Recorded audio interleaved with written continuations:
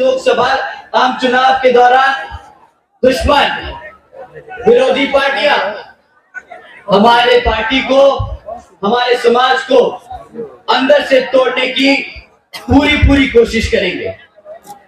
वैसे एक समय था कि जब विरोधी पार्टियां सामने से आकर वार करती थी आप पर पिछले कुछ सालों में, स्पेशली खासकर 2007 के बाद से दुश्मन की आज इतनी हिम्मत नहीं है कि वो हाथी के सामने आकर उसे चुनौती दे सके।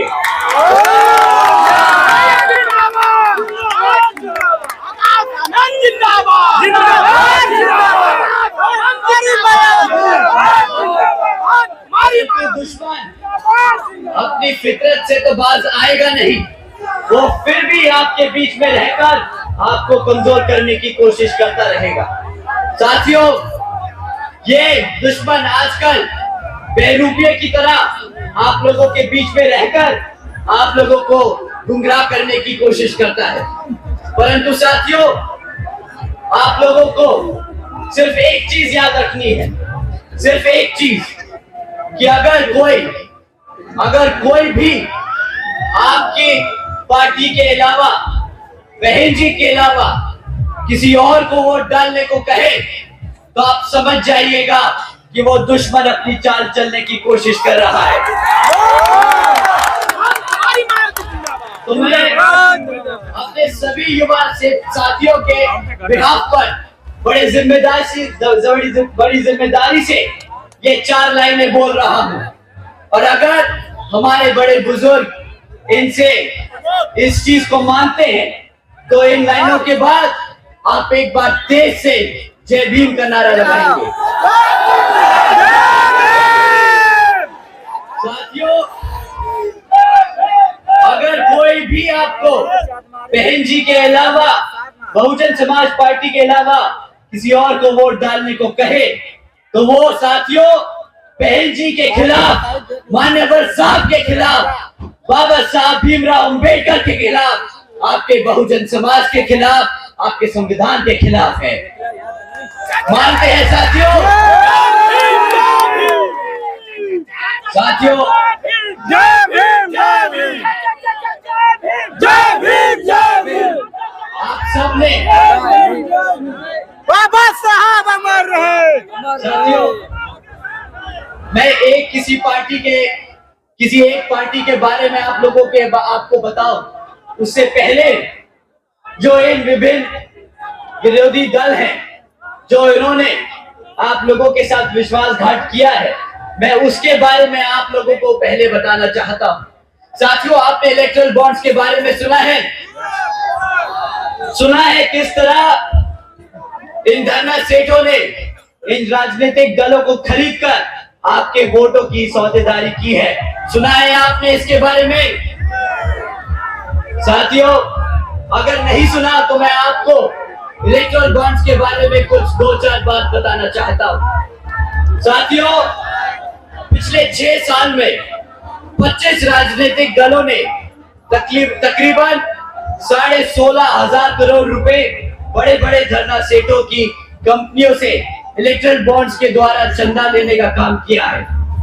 चंदा लिया है या फिरौती, ये तो सिर्फ सुप्रीम कोर्ट और समय ही बताएगा। परंतु अगर आप लोगों को जरा सा भी इसके बारे में समय मिले पढ़ने का, तो आप जान जाएंगे कि किस तरह इन राजनीतिक दलों ने आप लोगों के खिलाफ धरना सेठों से पैसा लेकर अपनी पार्टियां चलाने का काम किया है। साथियों, इन 25 राजनीतिक दलों में सभी बड़ी पार्टियों के नाम थे, सभी बड़ी पार्टियों के नाम थे। बीजेपी, कांग्रेस, समाजवादी पार्टी, आम आदमी पार्टी, सबके नाम थे, सिवाय एक पार्टी जो राष्ट्रीय स्तर की पार्टी है, जिसका नाम नहीं था इस इलेक्टोरल बॉन्ड्स में। आप जानते हैं कौन सी वो पार्टी है जिसने एक भी रुपया? कौन सी पार्टी है?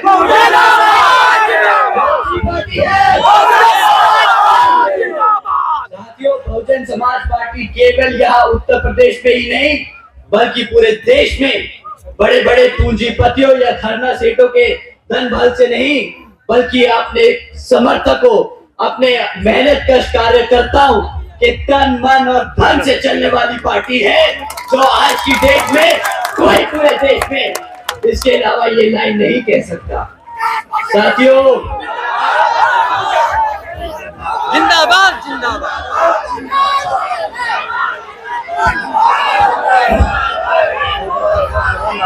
साथियों, इस बारी लोकसभा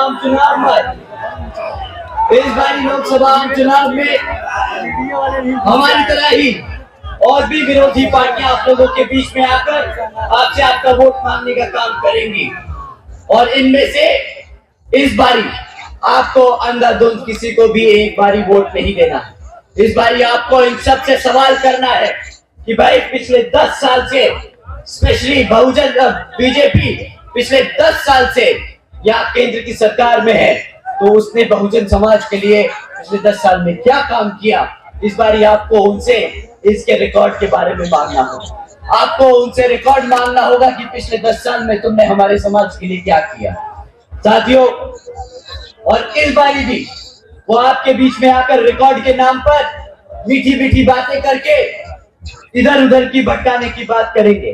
कहेंगे हमने राम मंदिर बनाया, हमने फ्री में राशन बांटा, हमने आप लोगों को सब्सिडी दी। साथियों, हर एक मुद्दे पर आपको उनसे सवाल करना है। हम आपके बीच में 3 मुद्दे छोड़ के जा रहे हैं। इलेक्शन कमीशन बाकी सब राजनीतिक दलों पे ये आरोप तो जरूर लगाता है कि आप धर्म और जाति के आधार पर वोट नहीं मांग सकते, पर जब आदरणीय प्रधानमंत्री जी भड़काऊ भाषण देते हैं तो शायद इलेक्शन कमीशन की आंखों पे पट्टी बंध जाती है और उसे वो कुछ नहीं दिखता जो यहाँ पे हमारे प्रधानमंत्री जी आपके लोगों के बीच में आकर आपको भड़काने का काम कर रहे हैं। परंतु साथियों, आप 3 चीजों पे उनसे सवाल कीजिए कि पिछले 10 सालों में आपने शिक्षा के लिए, शिक्षा के क्षेत्र में हमारे लिए क्या किया, सुरक्षा के मामले में आप लोगों ने क्या किया, और रोजगार के लिए आप लोगों ने क्या किया है। साथियों, मैं शिक्षा से शुरू करता हूं। हमारे सिस्टम की, हमारे आने वाले भविष्य की रीढ़ की हड्डी होती है शिक्षा। बाबा साहब कहते थे कि शिक्षा वो शेरनी का दूध है जो पिएगा तो आप मानते हैं ना, आप मानते हैं कि शिक्षा कितनी महत्वपूर्ण है हमारे समाज को अपने पैरों पर खड़ा करने के लिए। तो साथियों, उन्होंने जो शिक्षा के साथ खिलवाड़ किया है वो मैं आप लोगों के बीच में रखता हूं। साथियों, पिछले 10 साल में सरकारी स्कूलों की इतनी बदतर हालत कर दी है भाजपा सरकार ने कि आज अगर हम किसी 8वीं क्लास के कक्षा के बच्चे से गुणा भाग करने को कहें तो वो बेचारा गुणा भाग नहीं कर पाएगा। अगर आप उससे अंग्रेजी में बात करने को कहें तो वो आज अंग्रेजी में एक शब्द नहीं बोल पाएगा। अपनी शिक्षा के नाम पर उन्होंने हमारे बच्चों को सिर्फ हमारे बच्चों के साथ खिलवाड़ किया है। साथियों, जब आप उनसे आप शिक्षा पे सवाल करेंगे और ये तथ्य उनके सामने रखेंगे तो वो बोलेंगे, अरे पढ़ाई लिखाई छोड़िए, हमने डिजिटल इंडिया दिया है, डिजिटल इंडिया दिया है। उस पे भी मैं आपके सामने एक मुद्दा छोड़ के जा रहा हूं, एक इंपॉर्टेंट पॉइंट छोड़ के जा रहा हूं। साथियों, सरकारी आंकड़ा कहता है कि आज 65% से ज्यादा सरकारी स्कूलों में एक कंप्यूटर तक की फैसिलिटी नहीं है। जिस सरकार ने बोला कि डिजिटल इंडिया का नारा दिया, अगर वही अपने बच्चों को कंप्यूटर टेक्नोलॉजी के बारे में नहीं पढ़ा सकती, नहीं समझा सकती, फैसिलिटी नहीं दे सकती, तो ऐसी सरकार से शिक्षा के नाम पर सिर्फ और सिर्फ खिलवाड़ और मजाक किया है। आपके भविष्य के साथ खिलवाड़ और मजाक किया है। साथियों, इससे ज्यादा जरूरी, जो बच्चे मेहनत करके यहाँ पर पढ़ लिख जाते हैं, यहाँ पर कितने बच्चे हैं जिन्होंने 12वीं पास करी है?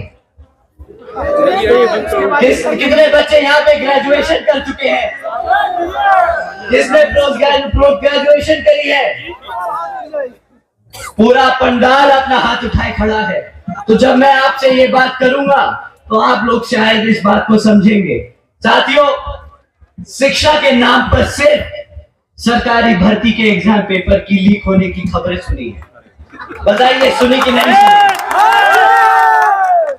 कैसा महसूस होता है जब आप मेहनत करके पेपर देने जाते हैं और उस पेपर की खबर, लीक होने की खबर आपको मिलती है और सरकार को बहाना मिल जाता है वो पोस्ट रद्द करने का, वो नौकरी ना देने का। कैसा लगता है साथियों? बहुत खराब लगता है। क्या लगी? चमाट मारने का मन कर रहा है, जूता मारने का मन कर रहा है।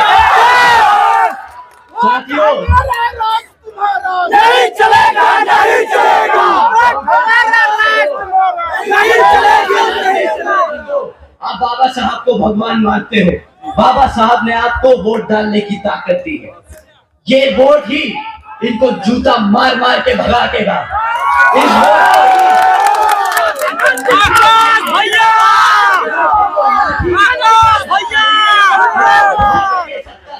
ताकि ये पेपर लीक होने की खबरें अब बंद हो।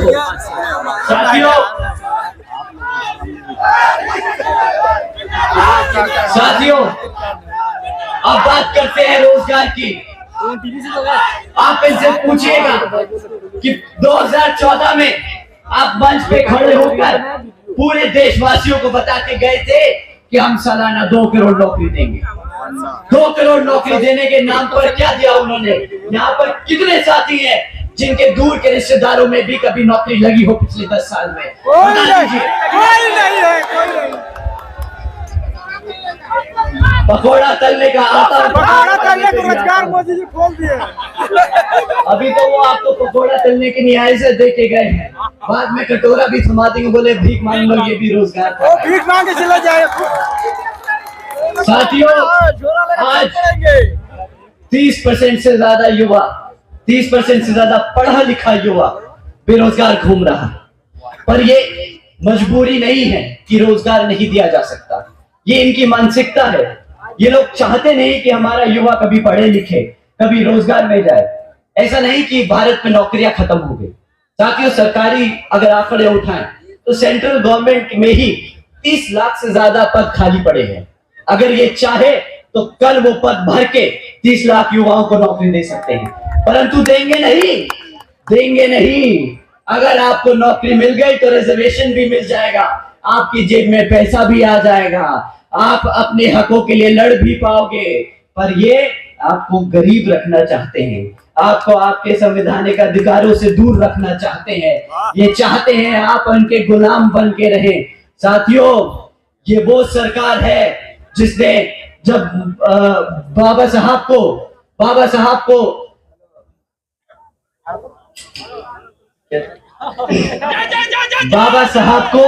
जब भारत रत्न देने की उपाधि से बाबा साहब को देने की उपाधि मिली गई थी, तो यही भाजपा सरकार है जिसने सेंट्रल की सरकार से अपना समर्थन लेके सेंट्रल गवर्नमेंट को गिराने का काम किया था। ये वो सरकार है जिसकी मानसिकता इतनी गंदी है कि वो देख नहीं सकते कि बाबा साहब को भारत रत्न की उपाधि मिल जाए। साथियों, ये वो लोग हैं जो संविधान के खिलाफ खड़े हैं, जिसने संविधान को दिया उसके खिलाफ खड़े हैं। साथियों, ये वो नौकरी नहीं दे सकते जो इनके पास है, परंतु जब नौकरियां निकलती भी हैं तो आप जानते हैं कि कितना बुरा हाल है रोजगार के नाम पर। मैं आपको एक हेडलाइन पढ़ के सुनाता हूं। साथियों, 17 लाख से ज्यादा युवाओं ने मात्र 35,000 नौकरियों के लिए अप्लाई किया। अगर आप जानते हैं कि 17 लाख बच्चे सिर्फ 3500 जॉब्स के लिए अप्लाई कर रहे हैं, तो रोजगार के नाम पर इन्होंने कितना बड़ा खिलवाड़ किया है, ये आप सब समझते होंगे। साथियों, अब आपको रोजगार तो नहीं दे पाए, आपके बच्चों को शिक्षा नहीं दे पाए, तो भटकाने के लिए क्या किया जाए? मुफ्त में राशन देने की बात करी इन्होंने। 5 किलो अरे बाप रे, ज्यादा दे दिए क्या? 5 किलो। साथियों, ये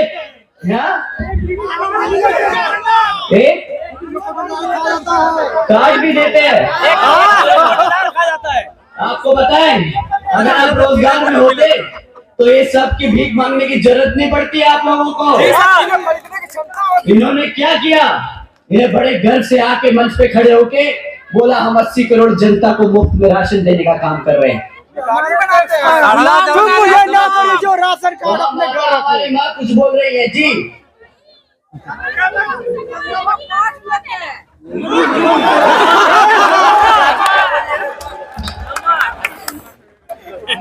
5 किलो नमक नमक नमक नमक नमक नमक खिला रहे हैं नमक। 5 के भी राशन अरे का 1 आपको किलो नमक देते हैं और बाद में क्या बोलते हैं कि मोदी जी का नमक खाया है, वोट दो। मोदी जी का नमक खाया है। मोदी जी कहाँ से लाए नमक? किसी ने पूछा? हमारे पैसे से। अरे आप ही का पैसा लेते हैं, वही उठा के नमक खरीद के आपको देते हैं, आप ही से खरीदते हैं वो नमक। भाई अब साहब तो नमक का इनसे दाम भी बड़ा बढ़ चूने गया है। लगाने वाला हमने कोई नहीं देखा इस भारत आकाश भैया में। हम हमारे साथ हैं। हम हमारे साथ हैं। साथियों ये बड़े गर्व से बोलते हैं हमने 80 करोड़ जनता को मुफ्त में राशन दिया, परंतु साथियों इनसे कोई पूछे कि अगर तुमने 140 करोड़ की जनता में से 80 करोड़ जनता को मुफ्त में राशन की जरूरत पड़ने लगी है तो तुमने आधे भारत को गरीब बना दिया कि नहीं? विकलांग बना दिए तुम। आत्मनिर्भर आत्मनिर्भर। माँ ये कितना भी राशन दे दे, तेरा बच्चा जब खुद कमाएगा ना तो तेरे को राशन नहीं, तेरे को गाड़ी और घर ला के देगा। राशन नहीं चाहिए, सही कहा माँ। साथियों 80 करोड़ जनता को मुफ्त में राशन नहीं, सालाना 2 करोड़ नौकरी का वादा था। अब साथियों ये 80 करोड़ जनता को जो मुफ्त में राशन देते हैं इसकी कीमत आप जानते हैं? जानते हैं इसकी कीमत आपको महीने का 1000 रुपए से ऊपर का राशन नहीं मिलता होगा, नहीं मिलता ना? साल का 12,000 रुपया राशन में, बस 12,000 रुपया राशन में अगर क्लास 4 की भी नौकरी मिलती, बहन जी के समय में स्पेशली सफाई कर्मचारी को भी 35,000 रुपया मिलता था, पता है? साथियों अगर 30,000 रुपया भी मिलता महीने का तो आप साल का 3.25 लाख रुपया कमाते। जहां पे ये आपको 12,000 रुपए का राशन देते हैं वहीं पे आपको आपसे 3.25 लाख रुपए लूटने का काम करते हैं, 3.25 लाख रुपए लूटने का काम करते हैं। साथियों ऊपर से बोलते हैं 2 करोड़ नौकरी देंगे तो 80 करोड़ जनता को भिखारी बना दिया, नौकरी तो आई नहीं।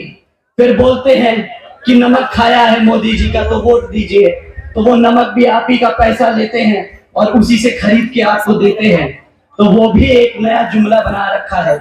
उस वक्त 2014 में इन्होंने बड़े सीना ठोक के बोला था कि हम महंगाई कम कर देंगे, हमारी माताओं बहनों को गैस सिलेंडर बहुत महंगा पड़ रहा है, वो अपने घर में खाना पका नहीं पा रही है। आज उनसे पूछिए, आज आप उनसे पूछिए कि भाई साहब आज आपने गैस सिलेंडर कितने का बेच रहे हो? कितना? 1200। अरे गलत बोल रहे हो, 1200 ज्यादा बोल रहे हो भाई। 1200 नहीं है, अभी रुको, दूसरे चरण की वोटिंग होने दो, उसके बाद वो इसे 600 रुपए कर देंगे। अभी रुको तो सही, और रिजल्ट आने के बाद वो 2,000 रुपया कर दिया, आप लोग अपना वोट वापस ले लेना।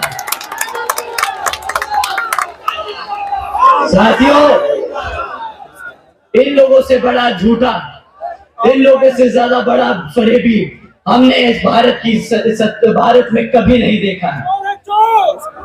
क्या? अरे भैया तुम मुझे बैन करवाओगे क्या? आप लोग जानते हैं कि अगर हम ज्यादा भावुक होकर कुछ बोल दे तो इलेक्शन कमीशन हमें बंद कर देगा, इसलिए तो आपकी आपको तो बंद नहीं कर सकते, तो आपको जो जिया है आप बोल सकते हो। क्या बोला? चौकीदार क्या है?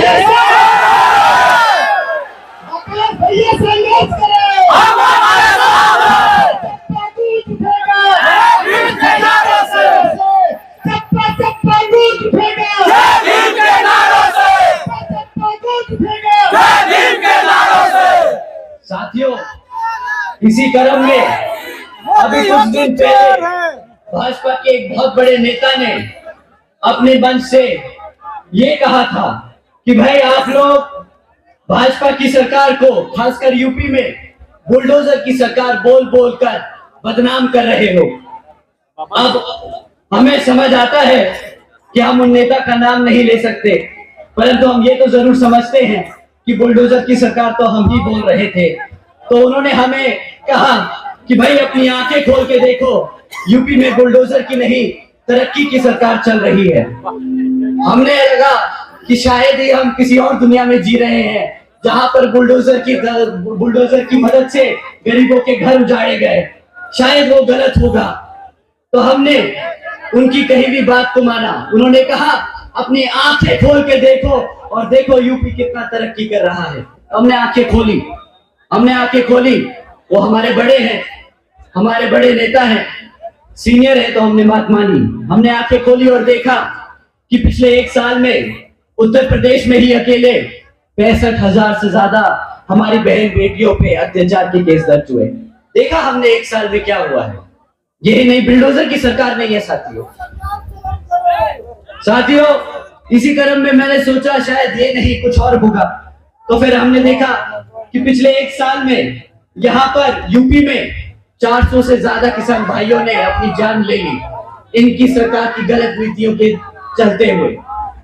पर ये बुलडोजर की सरकार नहीं है, ये वो सरकार है जिसने अपनी माताओं बहनों को सुरक्षा न दे पाए। ये वो सरकार है जो अपने किसानों की बात नहीं समझ पाए। मैंने सोचा शायद ये मैं ही कुछ गलत पढ़ रहा हूं, मे बी बीजेपी के खिलाफ है ये मीडिया, तो गलत न्यूज छाप रही होगी। फिर हमने एक न्यूज आर्टिकल पढ़ा जिसमें लिखा था 62 प्यून की नौकरियों के लिए 90,000 से ज्यादा पीएचडी और ग्रेजुएट बच्चों ने अप्लाई किया।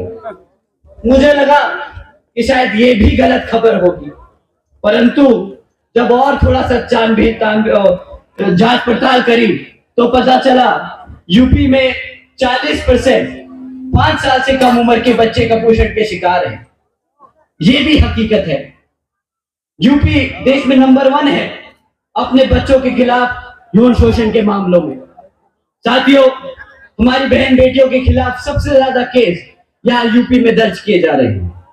हत्याओं के मामले में यूपी नंबर 1 पहुंच चुका है। और साथियों, यही नहीं, हमारे आदरणीय नेताजी जो आप उत्तर प्रदेश की वाराणसी से यहाँ सांसद हैं, वो प्रदेश आज यहाँ भारत का किडनैपिंग कैपिटल बन चुका है। आज यहाँ पर उत्तर प्रदेश में 16,000 से ज्यादा किडनैपिंग के मामले सामने आए हैं। तो शायद वो सही है कि बुलडोजर की सरकार नहीं है। बुलडोजर से उन्होंने कई सौ लोगों के घर तोड़े होंगे, बट यहाँ पे 16,000 से ज्यादा परिवार अपने लोगों को खो चुके हैं किडनैपिंग के द्वारा। साथियों, मैं उनकी बात मानता हूं और आप लोगों की सरकार को, भाजपा की सरकार को जनता को गुमराह करने की सरकार कहता हूं, बुलडोजर की सरकार नहीं कहूंगा। साथियों, जो सरकार अपने बच्चों को भूखा रखे, जो सरकार अपनी बहन बेटियों पर अत्याचार होने दे, जो सरकार अपने युवाओं को बेरोजगार रखे और जो सरकार अपनी आवाम को फ्री राशन के नाम पर गुलाम बनाकर रखे, आप ही बताइए वो सरकार क्या सरकार कहलाएगी? सरकार कहलाएगी। एक ही सुर में बोलिए, क्या बोलना चाहते हो? क्या है ऐसी सरकार?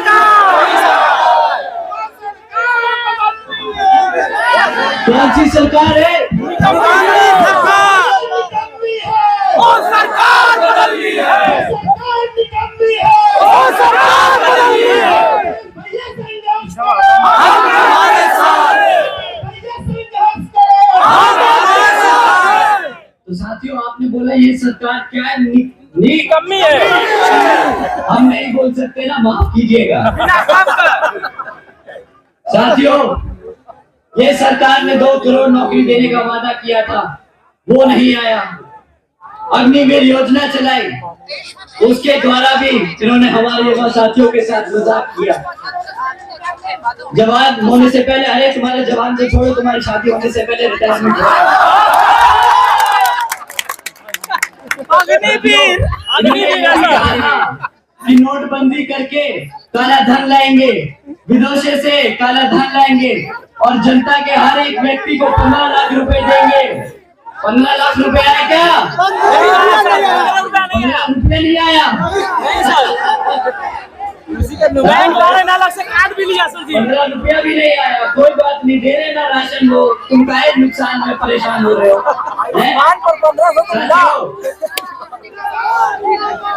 साथियों, साल का 12,000 रुपए का राशन देकर 3 लाख रुपए का चूना लगाते हैं। 2 करोड़ नौकरी के नाम पर पकौड़े तलने को बोलते हैं और महंगाई के नाम पर सब्सिडी देते हैं। तो साथियों, ऐसी सरकार को आप वापस वोट डालेंगे कि नहीं बताइए? ऐसी सरकार को सत्ता में बैठने का अधिकार है कि नहीं? तो साथियों, पर ध्यान रखना, ये आएंगे बोलेंगे पकौड़ा तल लो, वो भी रोजगार है, समझना। ये पकौड़ा तलना अगर रोजगार है, अगर आपने गलती से भी इनकी बात मानी तो कल ये बोलेंगे कि भाई कटोरा लेके सड़क पे खड़े होके भीख मांगना भी रोजगार है। उसी लॉजिक से भीख मांगना भी रोजगार है। तो ये आपको भिखारी बना दे, उससे पहले इनको आप सत्ता से निकाल कर सड़क पर लाकर इनको इनकी औकात दिखा दीजिए।